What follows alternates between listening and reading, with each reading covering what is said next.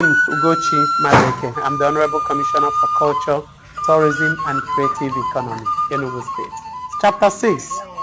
The whole village turned out on the Ilo, men, women, and children. They stood round in a huge circle, leaving the center of the playground free.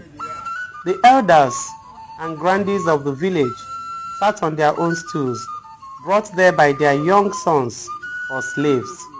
Okonkwo was among them.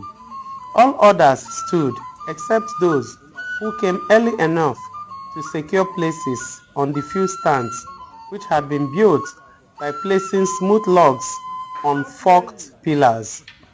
The wrestlers were not there yet, and the drummers held the field. They too sat just in front of the huge circle of spectators, facing the elders. Behind them was the big and ancient silk cotton tree, which was sacred. Spirits of good children lived in that tree, waiting to be born. On ordinary days, young women who desired children came to sit under its shade. There were 7 drums, and they were arranged according to their sizes in a long wooden basket.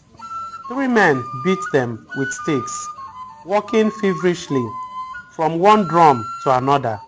They were possessed by the spirit of the drums. The young men who kept order on these occasions dashed about, consulting among themselves and with the leaders of the 2 wrestling teams, who were still outside the circle, behind the crowd.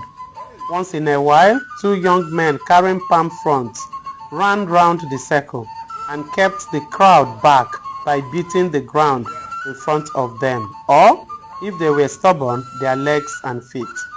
At last, the 2 teams danced into the circle, and the crowd roared and clapped. The drums rose to a frenzy. The people surged forward. The young men who kept order flew around, waving their palm fronds. Old men nodded to the beat of the drums and remembered the days when they wrestled to its intoxicating rhythm.